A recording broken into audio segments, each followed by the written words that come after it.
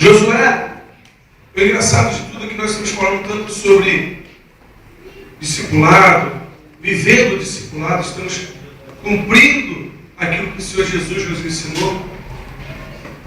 E quando eu olho para a Bíblia, eu vejo Josué um grande discípulo. Em todo aquele tempo que Josué estava juntamente com Moisés no deserto, ele caminhou com Moisés e aprendeu com Moisés a lidar com o povo e aprendeu a trazer vitória para o povo. Ele aprendeu que através de profecias, de profetizar sobre a vida das pessoas e de um ato de ousadia.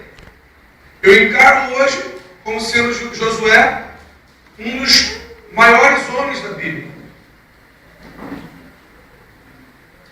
E o engraçado é que o nome Josué significa salvação.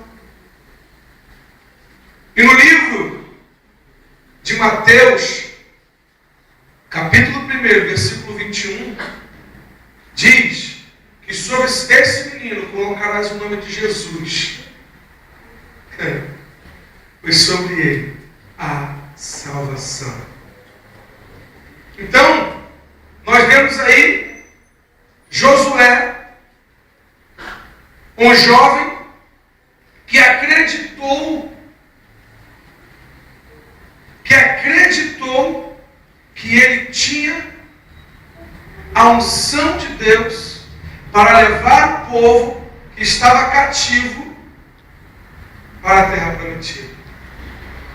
Para que eu possa falar desse texto, eu tenho que voltar, entrar no livro de Números e falar um pouquinho sobre a história de Josué. Josué foi um jovem, um dos espias escolhidos a estar indo para vigiar a terra prometida. Quando Josué foi chamado a estar juntamente com aqueles 11 espias, juntamente com Caleb, outro homem, para mim, que é cheio da ousadia de Deus, aquele homem que entende que se Deus falou é dele, e que se é dele ele vai buscar, pode se levantar o que for, porque ele vai vencer e ele vai conquistar a terra.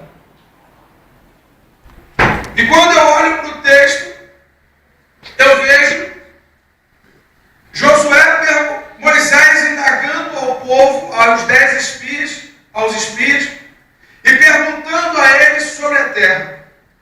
E o relato que aqueles homens trazem para Moisés é o seguinte: olha, Moisés, a terra verdadeiramente é maravilhosa. O Senhor te ordenou para que você pudesse estar nos direcionando a ver que terra era, se era boa ou ruim, se era frutífera ou infrutífera. E o relato que os homens estão trazendo é que ela é frutífera.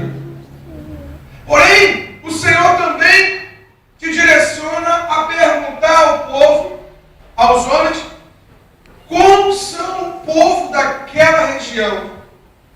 Se forte ou fraco, se são destemidos ou se são temidos, se são fortes.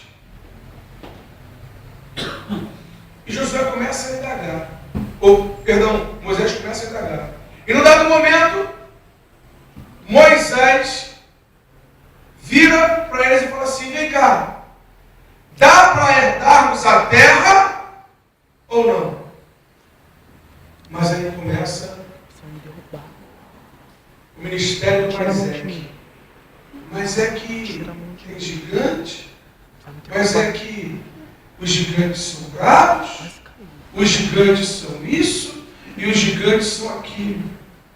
No dado momento, Josué e Caleb, não dê ouvido para eles.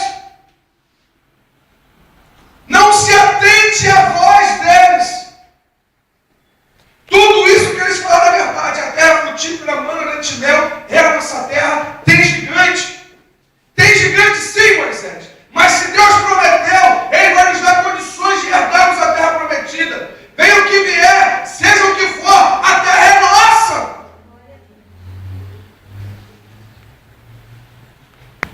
E nesse exato momento, Moisés, ao invés de ouvir a voz daqueles que falavam com ousadia,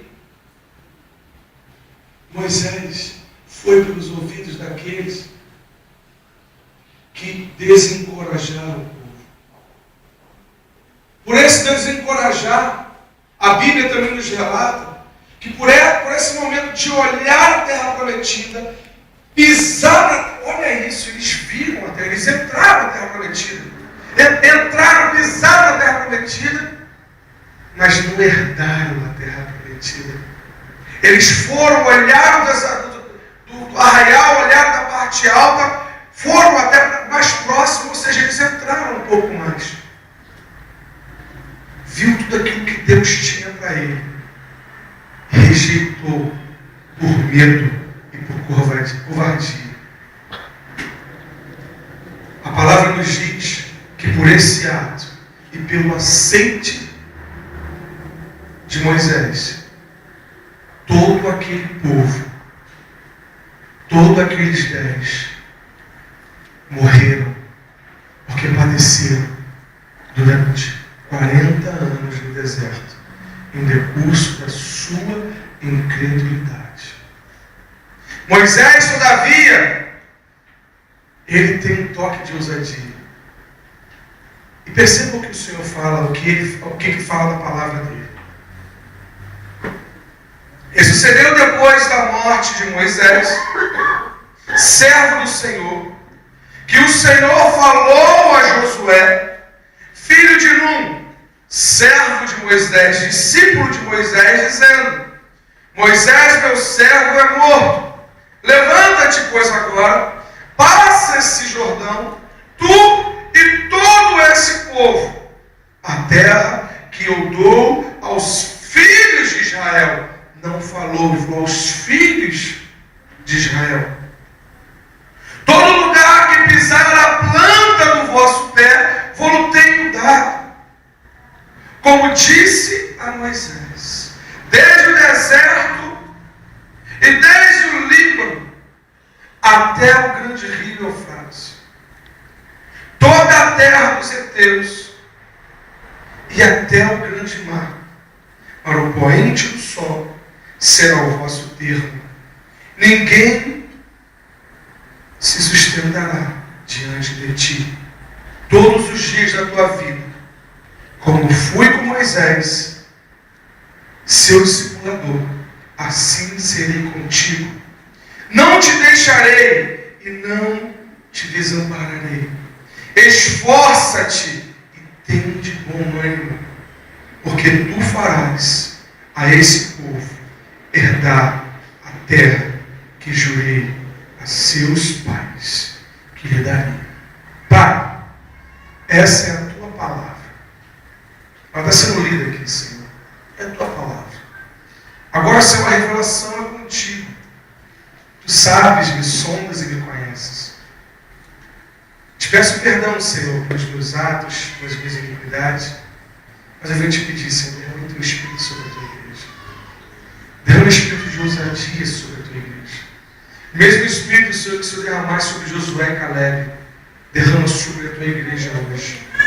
Senhor, começa a encher, Pai, a esse povo de ousadia.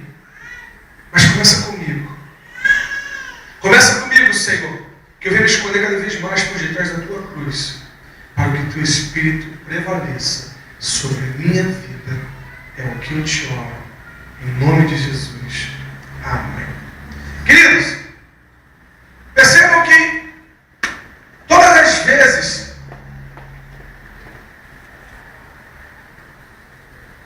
que a Bíblia fala sobre ousadia, ela volta lá atrás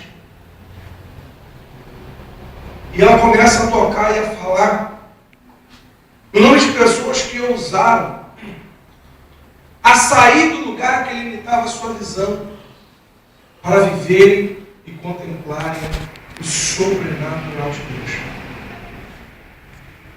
Bem sabemos que hoje é uma grande gama de pessoas que pregam muito mais sobre vitória, muito mais sobre prosperidade, do que salvação.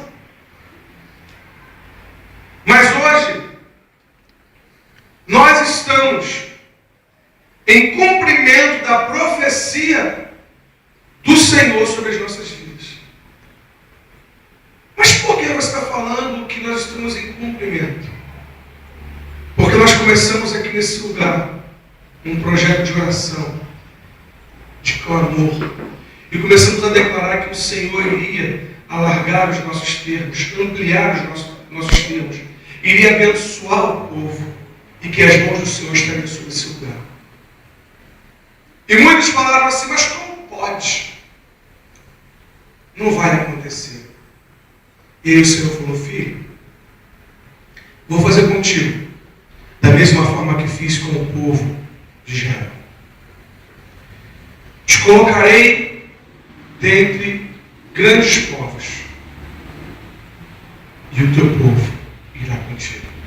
E a bênção que está sobre a igreja estará sendo derramada sobre o povo da igreja, sobre todos aqueles que quiserem receber da bênção.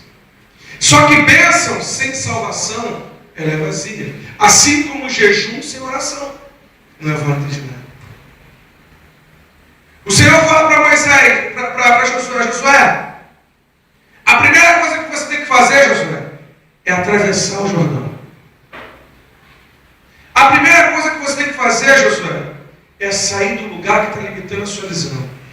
Chega de deserto. Chega de ficar prostrado no deserto. O deserto, ele foi feito para aperfeiçoar o seu caráter. Foi feito para moldar a sua estrutura.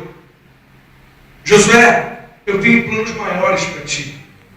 Josué, chega de ficar prostrado no deserto. Passa o Jordão com todo o teu povo. Passa porque é tempo de passar. Passa porque é tempo de ver o sobrenatural de Deus. Muitas vezes nós estamos na casa do Senhor, queremos as bênçãos do Senhor, queremos as prosperidades do Senhor, queremos a salvação do Senhor sobre a nossa casa, queremos as promessas do Senhor sobre as nossas vidas.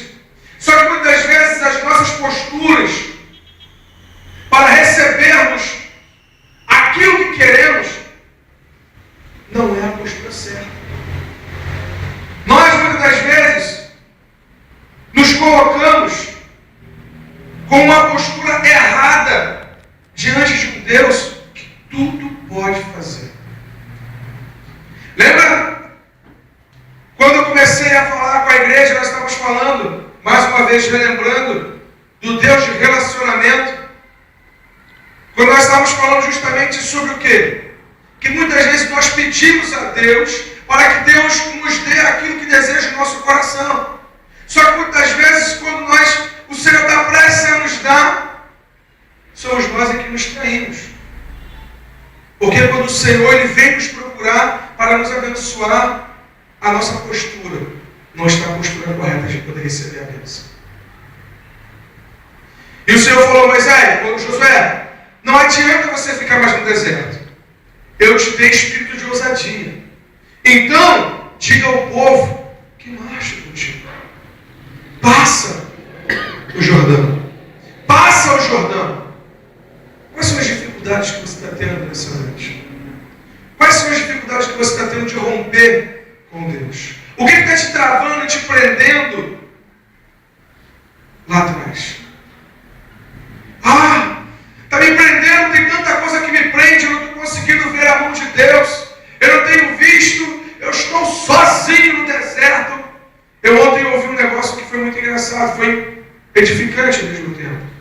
Uma pessoa estava passando por uma certa dificuldade, passando por um problema sério em sua vida, e de repente falou assim, muitas pessoas dizem que o deserto, que eu estou no deserto, o deserto é